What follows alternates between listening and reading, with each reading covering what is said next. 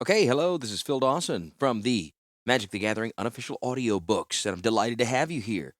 Had a tremendous weekend, spending time with the family, feeling really energized about all the stuff that's transpiring. And I wanted first to tell you that if you want to follow more of my journey, actually, like our company's journey in Japan, you can follow that account on Instagram. It's Great Dane Japan. Great Dane Japan. I'm currently running the account, so hopefully, you might see some things that we're doing that I don't show much on my personal account or really talk so much about here. Just last month, we got a big article written up about us in a very significant beer publication called Good Beer Hunting. We've had a lot of media coverage here in Japan, like all the outlets, and you can kind of follow that journey more. And I really want to share more with you listeners, but maybe that needs like its own podcast because I don't want to go too far away from what we're doing here. Just know that I'm very proud of that and what we are doing. And if you've been hanging around here long enough where I try to put in the time to make it worth it to you all, imagine me putting in the rest of my time into something. So it's got to be pretty good, right? And I'm real proud of this too. I'm not out of the woods yet, but we're getting closer to being ready to have a good rhythm and schedule. Meanwhile, we did lose a few patrons over the last few months. And I know it's mostly due to the fact I probably wasn't putting out episodes on a regular basis, but I want you to know that even if it was for just a short time, your support really means a lot. It's kind of cliche, I know, I say it every time, but I mean it. My patrons allow this. My patrons are the stars here. I love you all so much that it makes me a little sad sometimes that maybe I'm not delivering as best or as much as I can, or I'm not taking the time to reach out to thank you, but deep down I am just brimming with joy and I can't thank you enough. It is truly helpful and I'm doing this for you. Everything helps. If you want to be a patron, check it out, patreon.com/mtgbooks. What else? Oh, are you watching Shogun? I'm obviously a bit of a Japanophile, but it's a great show so far. It also is one of the first books, or the first two books, I guess, that I read while I was here in Japan. So it's very much like the Brothers War set that came out after reading the books. Seeing it come to life is so cool. Even though, if you didn't know, they made a TV series about the books back in the 80s, but now it's like much more dark and grim and gritty. So check it out. It's really cool. Let's keep this rolling, though. This is our time slot for the time being. I'll do my best to keep them coming. I appreciate you all. Peace, love, joy. Let's go.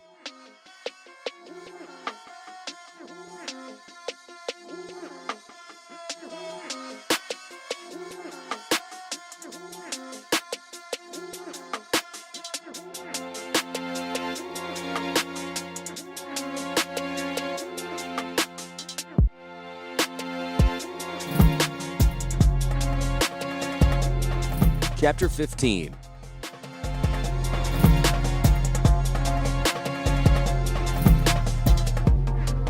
After much effort, Sisei obtained an interview with Oram. It was being held in a small suite of rooms beneath the State House. The makeshift prison, it was a spacious one, but the lack of growing things and the forced confinement had pushed Weatherlight's healer back into a state of acute depression. Under Sisei's prodding, she repeated the conversation she had overheard. She vigorously expressed her opinion that Guard Commander Althramer and the Mercadian ambassador were responsible for the theft and murder. They had made off with the power matrix, framed Oram, and left the Weatherlight officers virtual captives in the city. "One thing's for sure," Oram said bitterly. "The Mercadians have accomplished what they intended. We're stuck here. They've got the matrix." Sisei nodded. "I'm afraid so. There's a hearing scheduled for 2 weeks from today, and the gods know how long that'll drag on." "What about the Mercadians? What are they doing?" "They're gone. They disappeared just after your arrest." Sisei slammed a hand angrily on the arm of her chair. "Can you believe it? You couldn't have left the city without help from within. The surprising commander you mentioned. The Mercadians are gone with the Matrix, and we're stuck here. What do we do?" Sisei began to pace restlessly, kicking pieces of furniture as she passed. "We gotta do something. I'm gonna go talk to the Vizier." Though in the past Sisei had little difficulty obtaining an audience with the Surprising leader, today she found her way barred by Guard Commander Althramer. When she insisted on seeing the Vizier, he motioned several guards over and stood implacably before the door. Sisei grew belligerent. "Look, just take her the message that I need to see her. Is that too much to ask?" He replied in an unmistakable Surprising negative. She'll damn well see me, and you know it. Of all the... What's the matter? Came the vizier's gentle voice. She came to the doorway. Her face seemed older, wearier. The dark woman drew a breath and fought to control her emotions. Vizier, I must speak with you. I cannot free your friend. We've already discussed this matter. Vizier, that's not what I'm asking. I understand she must stand trial, but what I have to say, I would rather say, she shot a venomous look at the commander, in private. Alstrammer spoke coldly to his vizier. The Saprazan leader put a hand on his arm and made a request in Saprazan. He replied in the negative, but the tone of her final words brooked no resistance. Alstrammer's face turned pale. With a brief salute, he marched away from the door, allowing Sisay through. The vizier beckoned Sisay to follow into the council chamber. They seated themselves on either side of the table. At a gesture from the vizier, a servant brought them each a tall glass of clear, cold water, and then retired from the room. The Saprazan looked at the Dominarian silently, waiting for her to speak. Sisay spread a hand on the table before her. Excellency, I am as concerned about this theft and murder as you. Now the Matrix in his hand of those who do not believe. If Orm had conspired to steal the artifact, at least she would have stolen it to raise Ramos. But those who have the Matrix wish only to prevent him from rising. We do not know yet who stole the Matrix. Orm was attacked by a Mercadian, your guard commander. So she says, interrupted the vizier.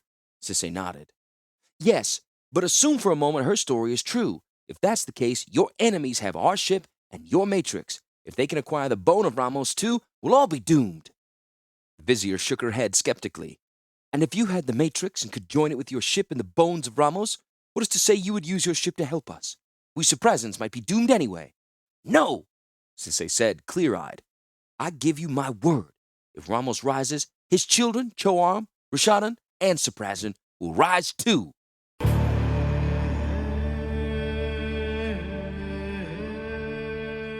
Even after 2 weeks, Orm found sleeping difficult in Saprazo. The soft, diffuse light that came through her underwater window made her feel sleepy and sluggish, and the perpetual damp gave her the feeling she risked molding. Her bedclothes felt damp as well, and she often shivered beneath them half the night, or avoided them altogether, rising to pace back and forth across the room, waiting impatiently for the morning. Even the coming of day brought no change in her restlessness. The Saprazans were continuing their investigation of the theft and murder, but at a leisurely pace, characteristic of everything that happened in the city. Orm was permitted to leave her quarters and move freely about Saprazo, but she was invariably accompanied by a guard who never left her side. She could talk to whomever she pleased, and though she spent time with Hannah and Sisay, she found she had little to say to them. Most days she spent meditating in her cell or sitting on the seawall and staring at the ever-changing water. This morning, what had become a disturbingly familiar routine, she rose, dressed, and rang the bell that signaled she was ready for breakfast. Having completed the meal, she opened the door and, the guard at her side, walked up into the city. Unlike Dominarian merfolk, Saprazans were excessively friendly, even with a prisoner. Orm had several times been invited to dine with the vizier, who questioned her extensively about Dominaria and the journeys of Weatherlight. Orm answered the questions as best she could, trying to avoid explaining too much about the legacy or Gerard. The vizier never seemed to take offense when her questions were turned aside. Instead, she moved politely on to some less sensitive topic. Orm's daily meditation in the little courtyard had reduced the pain of Cho'Mano's death to a dull heartache. It no longer overwhelmed her, as it had in the first week since it occurred, but it always was with her, always a sadness that rose up behind every thought and action. Now, as she sat in the courtyard, the sun slowly rose over the city. Orm emptied her mind as the Cho'Arm had taught her. She let her senses flow out around her, embracing her surroundings. The voice of Cho'Mano returned to her. To live is to grow. We live only because we are growing. Even death is a kind of growth. Growth is more than mere change.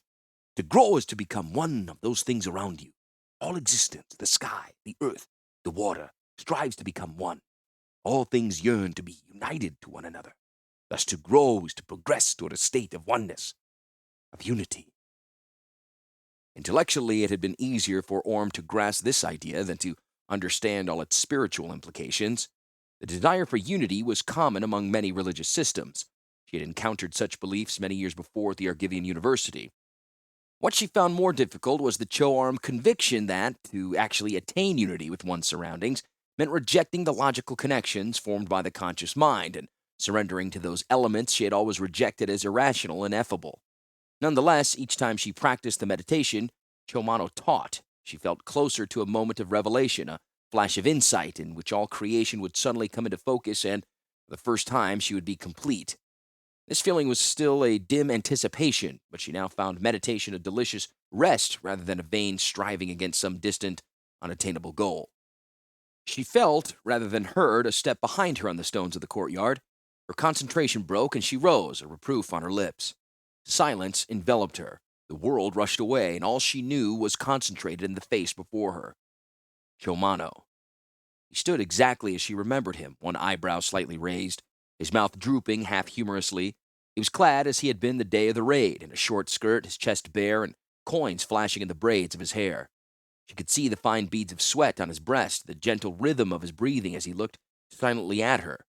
She gave a wordless cry and held up a hand, blocking him from her sight. Then, cautiously, she lowered her hand and saw that he was still there, still gazing at her. His soft brown eyes reflected all the world in their deep pools. Without another sound, she ran to him and was gathered into the warmth of his embrace. She heard his voice, just as she remembered it so many times. Orim, Chavala. She pressed into his chest until she could hear his heart beating. His hands caressed her hair. He knelt, pulling her down with him, and covered her mouth with his lips in a kiss that lasted forever. The healer pushed away from him suddenly, thrusting herself back with rigid arms. No, no, you're not here. You're dead. You died in the Mercadian raid. She bent almost double, weeping. All the pain of that tragedy returned, as fresh as it had been a month ago. Chomano reached out for her, and again she backed away. Orim, he said, his voice calm and reasonable. I am not dead. How could I be when you see me here? When you touch me? I'm not dead, Chavala. It is you who have been dead, and are now alive. Still crying, the healer shook her head. You can't be alive. Everyone saw you die. They saw what they thought they saw. I was not dead, and here I am to prove it to you. He drew Orim to him. This time she did not resist. Their kisses were gentler this time, less urgent. At last, Orim withdrew. What happened? The Choarm leader shrugged. I was badly hurt, but not, as they thought, killed. It is more difficult for my people to die than you suppose, Orim. We have such a strong life urge within us, yet we can be killed. Many were that day. Ishara? Yes, she and others. We fled across the lagoon to the navel of the world and from there into waters. It is a dangerous place, and we do not like to go there, but I knew that once there none would find us. Chomano chuckled grimly. If the inner waters frightened a Choarm, how much more would it frighten a Mercadian? Was it bad? It is a bad place, Orim. For the first time, Chomano looked troubled. Do not ask me about it. It is a place of decay and rot. Others died there. There we lost a const. The const? Orm closed her eyes, remembering the Choarm healer. Chomano nodded. His soul is with the river now. He rose and stretched, one hand absently stroking Orm's hair as she gazed up at him. At last we fled that place. We could not return to the village. The Mercadians had destroyed it and placed guards about the site. I knew that if any of us appeared, they would never rest until they brought us down. We traveled south for many days until we came to where the Rushwood ends and the endless waters begin. Orim nodded. The outer sea. Chomano repeated the words to himself, and Orim was reminded of his habit of learning new words and phrases, almost as a compulsion. The waters of this place are not as friendly to us, he resumed. They are bitter rather than sweet. Nonetheless, we dwelt for a few days at the very edge of the Rushwood while we debated what to do. While we were there, we captured a traveler who proved to be Ramosan. Orim lifted her hand. What is a Ramosan? A society of Mercadians who fight against the Kovoshtovo. Chomano used the Choarm word for goblins, a word charged with contempt. They are few and secret, but we know something of them. This man was one of them. From him we learned of what had happened to you after the attack. Ramosans told us you and your comrades had headed to Saprazo. I told him you must have sought the mind of the Uniter. He warned us that the Mercadians would take it before you could in hopes of destroying the Uniter or using it for their own gain. Orim nodded. Prophetic words. We determined to come to Saprazo to aid you. In the past, Saprazans have given help to Ramosans. We came, but not soon enough. How long have you been in the city? Since yesterday. Chimano anticipated her next question. I've waited to see you, Jawala, because I needed first to be sure of my reception by the Saprazans. Dear as you are to me, I have a political responsibility to my people. He linked Orum's arms through his and walked slowly about the courtyard. They stopped near a stream, and Chimano let a fresh sparkling water run over his hand. It seemed to give him new strength, and he smiled and laughed as it bubbled over his fingers.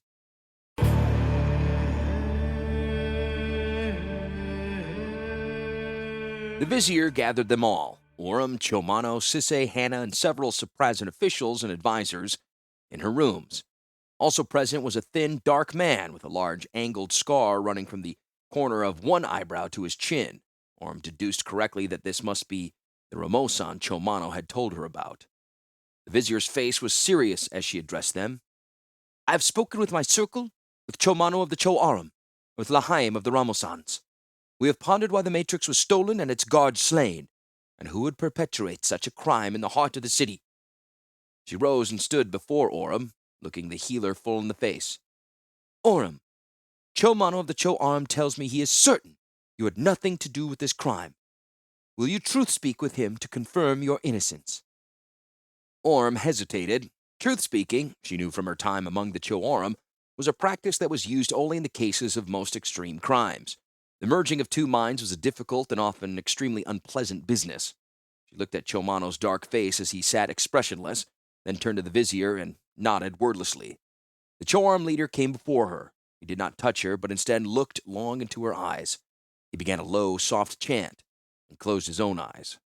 Orum felt the chant run through her mind, but instead of soothing her as Cho'aram ritual chants had done in the past, his words beat against her brain, forcing it open. She felt violated and started to protest, but could not break away from his power. Chomano's presence suffused her. Into her mind poured his entire life. Not merely its events, but its emotions. She saw his mother and father, his brother, his sisters. She felt his pain when his sister, Ilmashtan, was lost in the dark places of the Rushwood and never found. She heard the great weeping of his mother and father. She experienced his joy when he came of age and the awe with which he realized that he of all tribe had been chosen as the leader. Then, with an odd feeling, she relived his first meeting with her, and the feelings that stirred within him as he beheld her, as he desired her. She felt all this, and in some part of her mind knew that he was exploring her life too, experiencing her emotions. A cool hand touched her forehead. Orum opened her eyes. Tears streamed down her cheeks. The vizier gazed at her with great pity. Chomano has assured me of your innocence in this matter, Orum, said the woman. We are sorry for the pain you have experienced at our hands.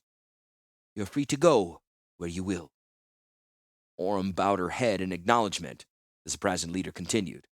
Chomano has also confirmed to us the truth of your vision of the thieves and murderers. We will act upon this. She turned to her guard and spoke several short, harsh sentences in Saprazan. The guard bowed his head in a brief salute and went out. The vizier turned back to Orum and Chomano. I have instructed the guard to place the watch upon Guard Commander Ultstrama. He must not yet know that we have received evidence of his guilt in this matter. There's something going on, something much more complex than I first suspected. I think we have been caught in a great web, and the more we struggle against it, the tighter it will bind us to it. Orum asked, What about Ultstrama? What will you do with him? The vizier smiled grimly. It would be foolish not to take advantage of a tool so ready at hand, she said. Clearly the guard commander has had a considerable dealings with the Mercadians. He likely has already reported that leaders of the Cho'aram and the Ramosan rebels are seeking the help of Saprazo. Perhaps we can use our spy to spread misinformation to the Mercadians. She looked thoughtfully at the Ramosan, whose face split in a wicked grin.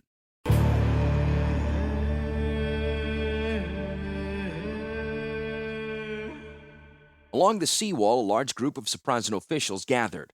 Next to the vizier were Sisse, Hannah, and Orum. On a separate lower platform stood Guard Commander Althramer. All were stern-faced as they stood watching a line of storm clouds slowly taking shape along the western horizon of the lemon sky. There was a loud rumble of drums, and from out of the guardhouse came a file of soldiers. In their midst, bound with chains, was a thin, dark figure. His face was red with bruising, and a line of blood trickled from the corner of his mouth. A scar stood out in scarlet against his pale face. A guard at each elbow, he shuffled to a narrow enclosed stone pit that stood on the outer section of the wall. The cover that normally sealed the pit had been placed to one side, and the crowd collected about the edges. As the prisoner reached the side of the well, a guard bent and fastened a large block of stone to his leg by a weighty chain. The vizier turned to the assembly. "See, citizens of Soprazo," she said in a clear voice, "that justice is done upon those who commit thievery and murder in our midst. This Mercadian has conspired to steal our matrix. He has killed a guard in the commission of his act. For the loss of our national treasure, and for the death of this comrade, I am heartily sorry." The tall figure of Ulfstrammer stood watching the scene impassively. A close observer might have noticed that his webbed fingers twitched nervously. The vizier looked at the Ramosan and said, "I have been satisfied of this man's guilt in the crime. Sentence against him is passed. Let him return to the sea from which we all came, and let the centuries wash his bones free of guilt." She nodded to the guards. Two of them seized the heavy stone, while another propelled the prisoner to the edge of the well. His last despairing cry was cut off by a splash. Bubbles sparkled along the surface of the water. The vizier spoke once more. "I understand this thief and murderer was a member of a secret organization that would overthrow legitimate government in Mercadia. This execution provides a clear message to such conspirators. Soprazo will not tolerate no subversive activity within its walls." Orem looked on worriedly. A guard was busy securing the lid over the well. She turned to the vizier, who stood beside her, and whispered, "Do you think he's—" The vizier smiled and spoke quietly. "He is fine. Trust me, Orem. We had our folk waiting below for him, and they will ensure that no harm comes to him. But Altstrammer will send word that Lahame of the Ramosans is dead, and that Soprazo is on the side of Mercadia. It will allow Lahame and I both to operate without intense scrutiny." Her face grew grim. "More such false information will be borne by this spy, and we will use him to weaken the Mercadians. Once Altstrammer's purpose is at an end, we will be certain he receives his due for betrayal. There will be no return to the sea from him." She looked at Orem, and her face softened. "Now, let us talk with Chobano. We must pool our strengths, the people of the waters, and end the evil that has gripped Mercadia."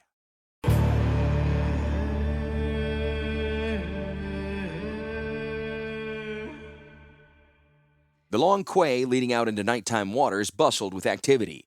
Wagon trains were drawn by sweating workers. Iron bands surrounded their upper arms, and cloths tied about their foreheads kept the sweat from their eyes. Their muscles bulged and strained as they hauled their loads over the flagstones toward a waiting vessel. Accompanying the men were 4 figures, hooded and cloaked. They halted when a gigantic captain raised a hand before them. The captain walked slowly around them, stopping before a dark-skinned woman. "Where to?" "Mercadia. Our passage has already been paid." She brought out a piece of paper. The captain took it, scowled at it, turned it around several times, and spat to one side on the slippery cobbles. "To Mercadia? Very well, but I have no cabin space left. You have to ride in steerage." "Steerage?" the blonde woman said indignantly. "But this paper guarantees us—" The captain crumpled the paper, tossing it away. "That's what I think of that," he growled. "Paid only for passage to Rashada and Mercadia. You'll travel in the style available, and I'll tell you you'll journey to Rashada and steerage no other way. Understand?" The man with tawny skin of the Cho'Aram said, "Look me in the eye and tell me that." The captain permitted himself a small chuckle. "All right." He stared intently into the man's eyes. A quiet chant began on the Cho'Aram's lips. The captain pulled away, frightened. "What'd you do?" "Where'd you say we were riding?" Blinking in confusion, the captain said, "You can have my quarters. I was planning on sleeping with the crew." With a sly smile, the Cho'Aram man nodded. "That's what I had thought. "Now you can show us to our quarters?" The captain nodded, at a loss for words. He led the 4 hooded figures along the quay into one of the ships that bobbed in its moorings beneath a star-filled sky.